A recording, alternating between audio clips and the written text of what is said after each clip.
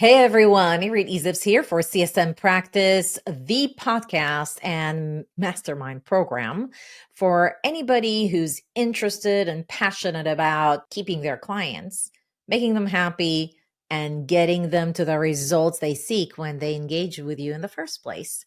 And today we're going to have a special episode just on these kind of issues. So if you have them, stay tuned because we're going to show you a solution.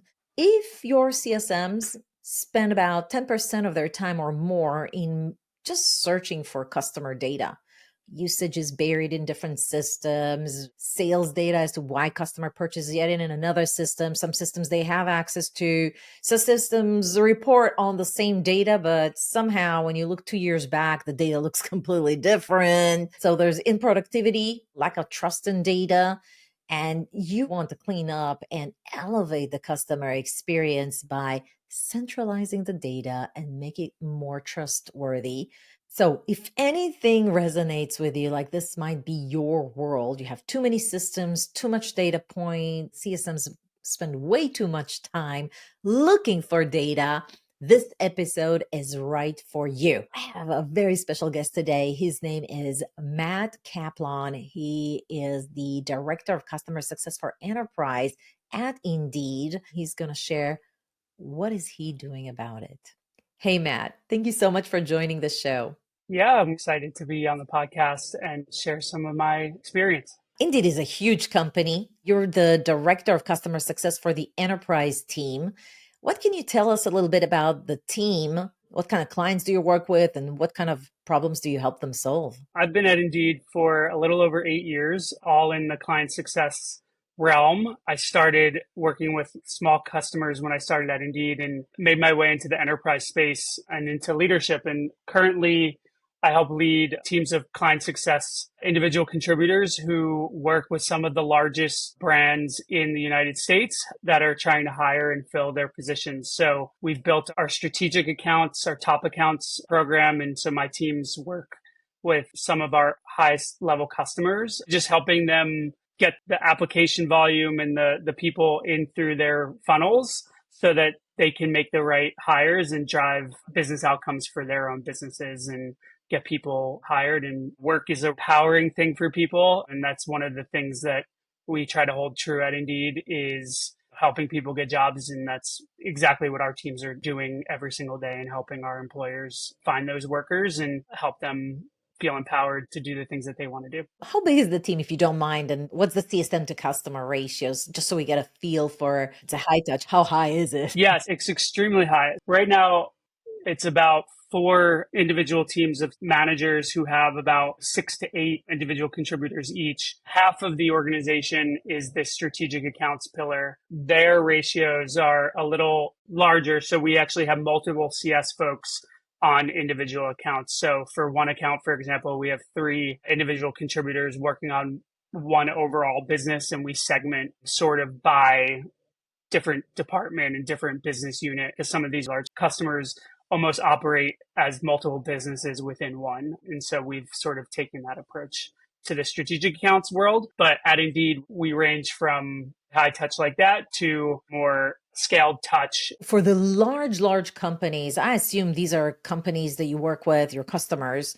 that actually have tentacles, if you will, in various regions around the world, which calls for a much more complicated structure of a team that services that account or services that customer. I want everybody that's listening right now, you, to really understand what was the issue and the challenges and why the initiative is coming together as it is. And the more you understand the context, the better you get it. And plus, you can learn a few things on how large companies are already managing this successfully. So, assuming some of their accounts are very large international companies with global offices around the world or headquarters. And so, usually for these types of accounts, it's not just that you're going to have one CSM in the US and one in Europe and one in Asia. You might actually assign sort of like a pod to these accounts. For example, in some companies that I worked with, some of my clients, they had a technical account manager, and they might have had solution architect or what they call application engineer, different types of specialized roles that have different types of specialties to address everything that the account needs or wants. Is that the case for Indeed as well? Like you would actually have like an account manager from sales as well as a CSM and maybe like professional services. Is that what I'm hearing you're saying between the lines? Yeah, we don't get as specific as all those different types of roles. We try to keep it as simple as possible and go to market with customers so that they have a good understanding of who they can work with. But we do take that pod approach with sales. Similarly, if we have multiple CS individuals working on a large conglomerate, usually there's that same amount of sales folks on that pod with them. And we think about it exactly what you said, tentacles reference. If you think about some of the largest companies in the world, they have their hands in a lot of different things. And so what we try to do is like some of these large customers may have a software component of their offering that they're selling, but they also may have driving fleet of people that they need to hire. And what we've learned is the type of CS person and type of salesperson that works with those two different types of businesses has different skills too. We want to put the right type of CS person on the business that is going to provide that customer with the best sort of outcome on Indeed. They may all be under the same umbrella, but we try to get in there and understand what are those customers' needs, what are the types of roles that they're hiring for, and that can change the way that they should be using Indeed or the offerings that they have. So we may call them all the same, but they definitely are a little more specialized in the types of needs that those specific segments of those customers need. That's a very customer-centric approach. So kudos for you, because it almost sounds like the way you decide who to assign to that account has a lot to do with their specific business needs.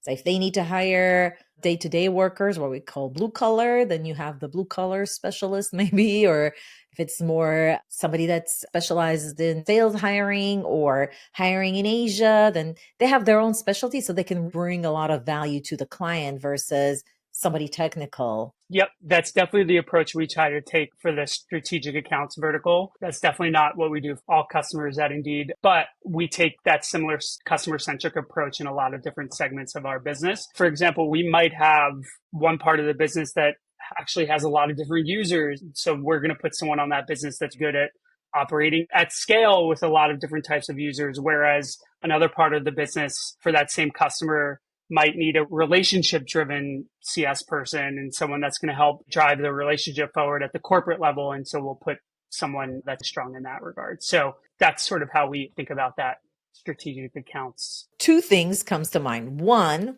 you're doing an excellent job assigning CSMs to maximize value for the customer versus any other consideration, especially for the enterprise account. I want to frame this conversation that this is about working with those conglomerates with global presence. This is like very high touch, your world at least, okay? So put that in that framework, although the principles still apply.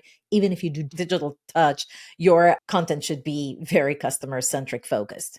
Anyways, the second thing that shows up for me is that there might be a lot of people working on the same account for global purposes, because there's also the financial transactions versus the financial aspect versus the value aspect. It sounds like that you have a lot of hands in the cookie jar, for lack of a better word. What are some of the challenges that were starting to emerge as Indeed was developing and it's a very high growth company? You've thought to yourself, well, you know what? This is something that we need to address. You started to become a director of customer success for enterprise and a team leader and then an executive approximately when? So I've been in leadership within CS at Indeed for probably the last 5-ish years, in the director space within the last 2 or 3. I think some of the challenges that we've started to see, the fact that, and it's all in good faith, a lot of people want to provide good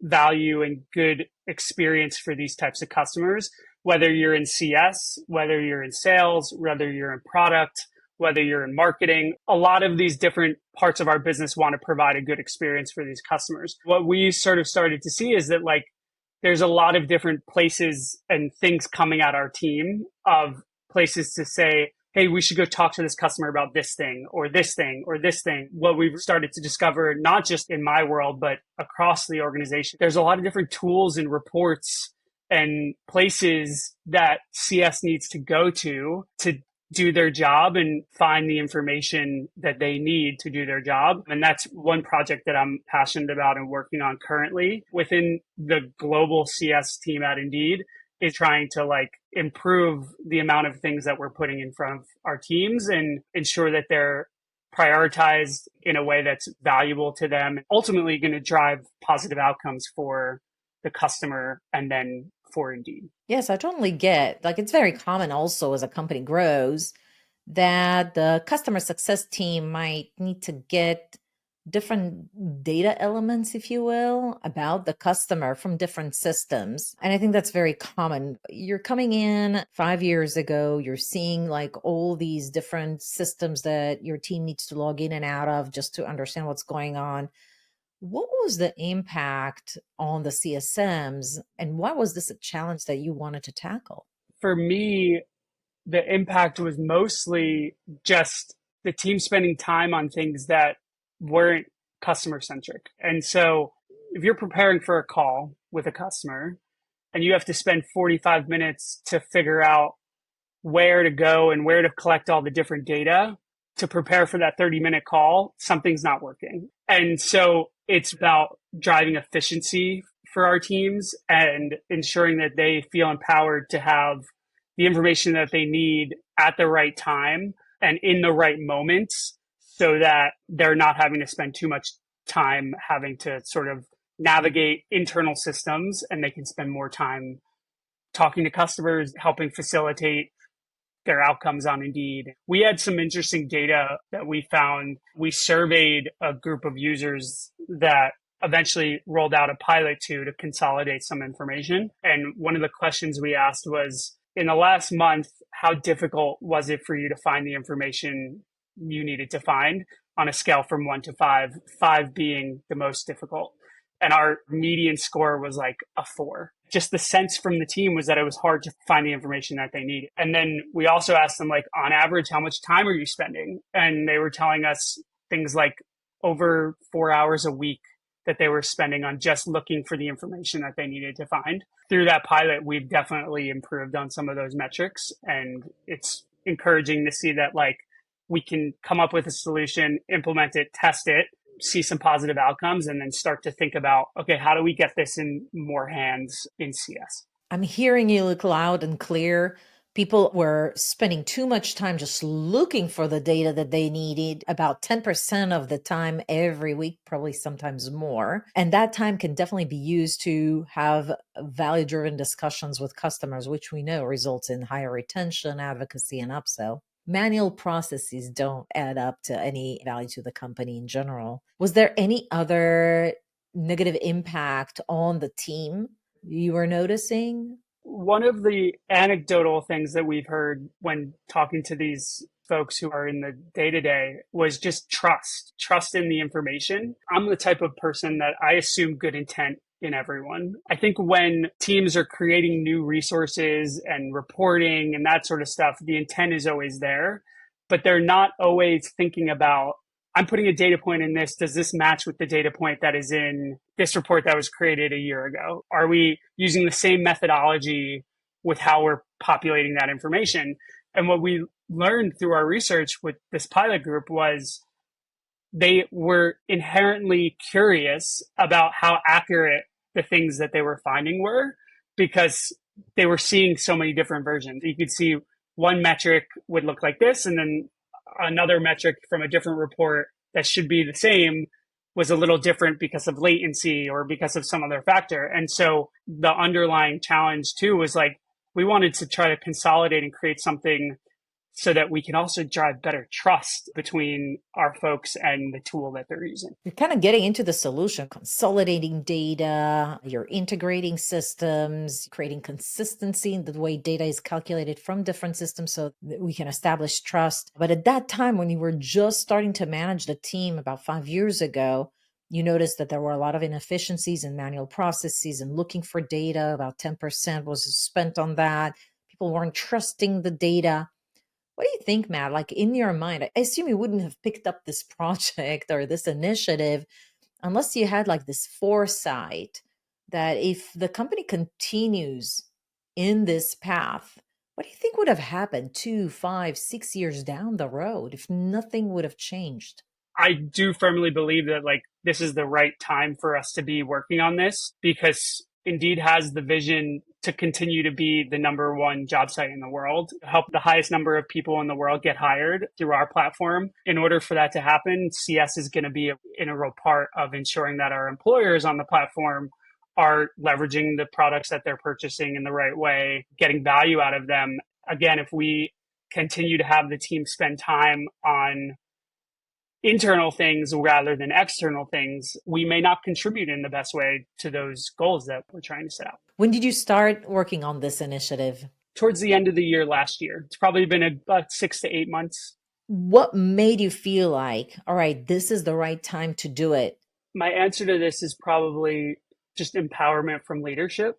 We have a strong leadership culture at Indeed, especially within CS. It was recognition from our senior leadership team that this was also a problem and them allowing sort of like lead blocking, creating the space for something like this to happen. If I had to guess from everything that you just told me, I think your leadership team has started seeing this issue of inefficiencies, data discrepancies, if you will, as something that, if it were to be fixed, could be a great differentiator in elevating the experience for clients, but also a great way to potentially either reduce cost to serve or just create better efficiencies and productivity for the team, which, by the way, always increases morale. Almost like a year in, are you already starting to see some results, some impact, some change? In some of our pilot groups, we've already seen that number of how much effort that sort of on a scale from 1 to 5, we've seen that come down to a 2 or 3 in the pilot group already. So we're making progress there. We also have had folks tell us that they're definitely spending less time searching for things because we're putting it all in one place for them. I would also say we are getting clear on like, what are the right things? We're taking feedback from this group to ask them like, what are the things that you would like to see in a single place? Because they're the ones that are in front of customers and they know what resonates well, or they know what data is going to be important to them. So we're starting to think about what is actually the right stuff and how do we continue to evolve it. I think you touched on something. Iteration is important. Right now, this thing I'm talking about, it's not available to everyone in CS at Indeed. And that's actually on purpose because we want to sort of test and learn, make sure that we're solving the right problems before we are sort of expanding this to everyone else. And yeah, I think hopefully we talk again in 6 to 12 months. This is something that everyone in CS is using at Indeed, but also they feel like they're spending more time with customers. They're spending less time pivoting between a lot of different things. We know that leads to higher retention, higher growth. And I think that's one thing about the CS industry that is very good. And we don't have to prove that more time with customers on the right things equals better outcomes. Because I think in a lot of industries, you have to prove everything down the line, keep going down the funnel and prove it. But I think we know for sure everyone would agree that the more time you're spending on valuable conversations about your product that the customer is using, the better outcomes that you're going to get. If you want to see the full interview and get access to secret scenes, you need to sign up for my exclusive mastermind program, The Customer Method, and get instant access. I created the Customer Method to give you all the strategies, playbooks, tools, and the support you'll need in order to take your customer success practice within your own organization to the next level. And there's never been a better time than now to step up your business customer success game. So go ahead, check out the description below on how to join us, and I'll see you on the inside. You've been in customer success for many years. Perhaps you can share a book that you really liked or something that inspired you to become the CS professional you are today that you'd like to share with our audience and recommend it. I would say keeping up on industry norms or industry best practices is extremely important. Like every company does CS a little differently or has a meaning of customer success or client success that is different. Staying connected to the larger population of CS people is important because we get to share what's worked and what hasn't worked and then apply it within our own internal organizations. And I would say what's been helpful for me, trying my best to stay connected to the customers, trying to keep that connection to customers is extremely important as you grow in your career and try to continue to solve challenges for them. Yeah, I love that. So seek customer feedback no matter where you are in your career. Always keep that connection with the customers, find out best practices, and always learn the most innovative things. Everyone, thank you so much for listening to this interview. If you liked it, please go on our YouTube channel and give this video a like, subscribe, hit that notification so that you don't miss out on any new interviews and this fascinating discussions like we had with Matt Kaplon today. And with that, it's a wrap.